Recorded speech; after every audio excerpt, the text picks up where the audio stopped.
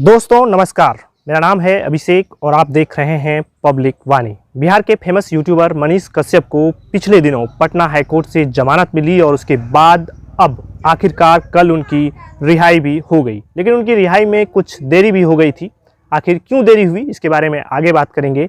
लेकिन उनको रिहाई मिलने के साथ ही एक बार फिर से मनीष कश्यप को हीरो बनाया जा रहा है और उन्हें सोशल मीडिया में बिहार के अगले मुख्यमंत्री के तौर पर भी प्रोजेक्ट किया जा रहा है।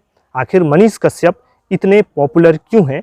लोग उन्हें हीरो के रूप में क्यों पेश करते हैं? क्या मनीष कश्यप आने वाले समय में भी चुनाव लड़ेंगे?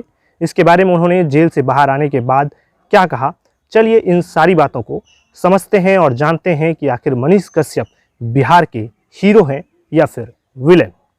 मनीष कश्यप के पॉपुलर होने की जो बड़ी वजह है वो है बिहार का सिस्टम। अभी भी बिहार में आपको ऐसे कई सड़क दिख जाएंगे जो वर्षों से टूटे पड़े हैं और उसकी तरफ किसी का भी ध्यान नहीं जाता है। ऐसे पुल भी हैं जो वर्षों से अधूरे बनकर खड़े हैं या फिर बनते बनते ही टूट जाता है। आपको किसी योजना का लाभ लेना है, ब्लॉक चाहिए, तो आपका काम बिना रिश्वत दिए नहीं होगा। आपने मनीष कश्यप का वो वीडियो भी देखा होगा जिसमें वो एक यूनिवर्सिटी में घुस जाते हैं, वहाँ जाकर मीटिंग के बीचों बीच में सवाल पूछने लगते हैं।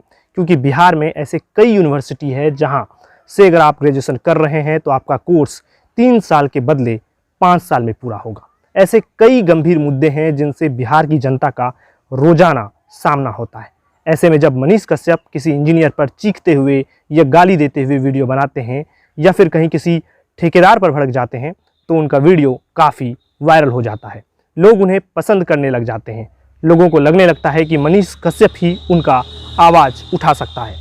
ऐसे में जब ये बात सामने आई कि तमिलनाडु में बिहार के मजदूरों के साथ अन्याय हो रहा है तो उन्होंने इसे जोर शोर से उठाना शुरू कर दिया। हालांकि ये बात फेक न्यूज़ निकली और मनीष कश्यप पर फेक वीडियो फैलाने का आरोप लगा। इस मामले में ही उन पर तमिलनाडु में केस दर्ज हुआ।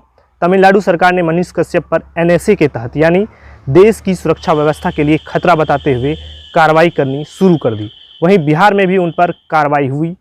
बिहार के बेतिया जिले में ही उन पर करीब 7 केस दर्ज हैं। इनमें भाजपा विधायक के साथ मारपीट और जान से मारने की धमकी देने के अलावा बैंक मैनेजर से मारपीट का भी आरोप है। इस मामले में जब उनके घर की कुर्की जब्ती हुई तो बाद में उन्होंने थाने में जाकर सरेंडर कर दिया। तभी से मनीष को जेल में रखा गया था। जिस तरह उन पर बिहार और तमिलनाडु में कार्रवाई हुई, मनीष कश्यप के फैन को बहुत बुरा लगा।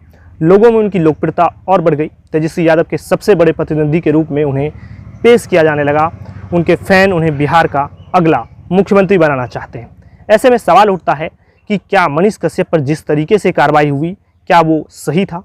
तो इसका जवाब मेरी नज़र में यही है कि उन पर जिस तरीके से कार्रवाई की गई वो बिल्कुल गलत था। उन पर NSA लगाना ये सब दिखाता है कि सरकार जैसे उन पर बदले की कार्रवाई कर रही थी और अपने कट्टर विरोधी आवाज़ को दबाने की कोशिश कर रही थी।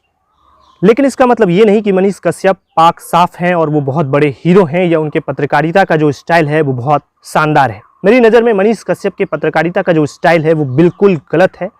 पत्रकार का काम फैसला सुनाना नहीं होता है, वो कोई जज नहीं होता है। अगर आप वाकई में पत्रकार हैं तो सरकार और सिस्टम से सवाल पूछिए, खूब सवाल पूछिए, लेकिन शब्दों की मर्यादा होनी चाहिए। अगर आप गाली का प्रयोग कर रहे हैं तो इसका मतलब है कि आपके पास शब्दों की कमी है या आपके पास सरकार के विरोध करने का कोई क्रिएटिव या कोई नया तरीका नहीं है। उनका तरीका का कई बार सिर्फ लाइक, व्यू और सब्सक्राइबर बटोरने का ही लगता था जैसे कि वो सिर्फ पब्लिसिटी स्टंट कर रहे हैं। जो लोग उनके फ़ैन हैं, मेरा उनसे सवाल है कि क्या उनके तरीके से सिस्टम में सुधार हो जाता है? आप कह सकते हैं कि सुधार हो जाता है, लेकिन अगर आप देखेंगे और गौर करेंगे तो आपको पता चलेगा कि उनके तरीके से सिर्फ कुछ जगह पर ही बहुत, और वो भी कुछ टेम्प्रोरी बदलाव ही आए होंगे। इनके अलावा मनीष कश्यप की जो विचारधारा है वो बहुत ही खतरनाक है। वो गोडसे को सपोर्ट करते हैं, राष्ट्रपिता महात्मा गांधी को गाली देते हैं, माइनॉरिटीज़ के खिलाफ कई बार नफरत भरे बयान भी वो दे चुके हैं। ऐसे में मनीष कश्यप को बिहार का हीरो तो बिल्कुल भी नहीं बनाना चाहिए। मनीष कश्यप को हीरो बनाने वाले लोगों को ध्यान रखना चाहिए कि इसी बिहार में इस वक्त सैकड़ों RTI एक्टिविस्ट हैं जो सिस्टम की कमियों को उजागर करते हैं। ऐसे कई पत्रकार हैं जो अपनी जान पर खेलकर रिपोर्टिंग करते हैं।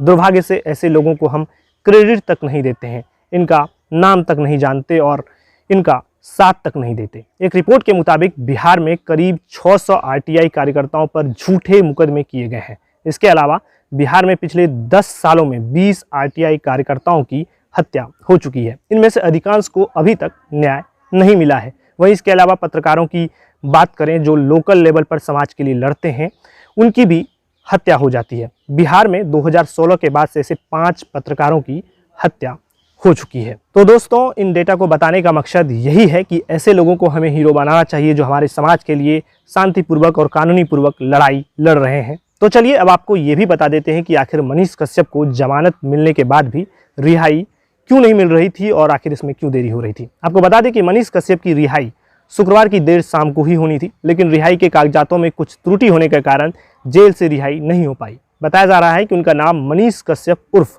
त्रिपुरारी कुमार तिवारी है, लेकिन उनकी रिहाई के दस्तावेज में अधूरा नाम ही लिखा हुआ था। इस कारण रिहाई शनिवार को संभव हो सकी। बता दें कि तमिलनाडु में उनके खिलाफ दर्ज सभी मामलों में पहले ही जमानत मिल चुकी थी, जिसके बाद पटना हाईकोर्ट और सिविल कोर्ट से भी सभी मामलों में जमानत मिलने से उनका रिहाई का रास्ता साफ हो गया। हालांकि अदालती कागज में कुछ त्रुटि के कारण रिहाई में थोड़ा वक्त लग गया। दरअसल बेतिया कोर्ट से प्रोडक्शन वारंट पर सहमति मिलनी बाकी थी। बेतिया कोर्ट से पेपर आने के बाद ही रिहाई हो सकी। शनिवार को करीब 10 बजे बेतिया कोर्ट से मनीष कश्यप की रिहाई से संबंधित ऑर्डर बेऊर जेल प्रशासन तक पहुंचा। इसके साथ ही मनीष कश्यप के वकील भी बेऊर जेल पहुंचे।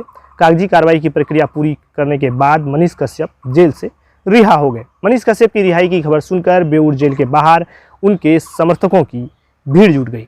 शुक्रवार से ही पटना के बेऊर जेल से उनकी रिहाई की खबर सुनने के बाद भारी संख्या में उनके समर्थक जेल के बाहर जुट गए थे। हालात ऐसे हो गए थे कि मौके पर पुलिस को मंगवानी पड़ी, क्योंकि सड़क जाम की स्थिति बनी। जहां तक उनके चुनाव लड़ने की बात है तो उनकी महत्वाकांक्षा किसी से छिपी हुई नहीं है। मनीष कश्यप एक बार लोकसभा चुनाव लड़ने का प्रयास कर चुके हैं, तब भी वो जेल में थे, लेकिन उनका नॉमिनेशन रद्द हो गया था। इसके बाद उन्होंने 2020 में चनपटिया विधानसभा क्षेत्र से चुनाव लड़ा, जहां उन्हें 9000 से अधिक वोट मिले थे और वो तीसरे नंबर पर रहे थे।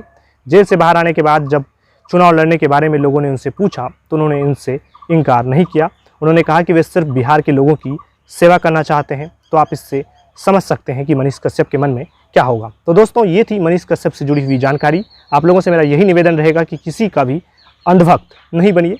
मनीष कश्यप जैसे लोगों को हीरो मत बनाइए और ना ही उन्हें विलेन बनाइए। अगर आपको हमारा वीडियो अच्छी लगी हो तो लाइक कीजिए, शेयर कीजिए और हमारे चैनल को सब्सक्राइब कीजिए। आपका बहुत बहुत धन्यवाद।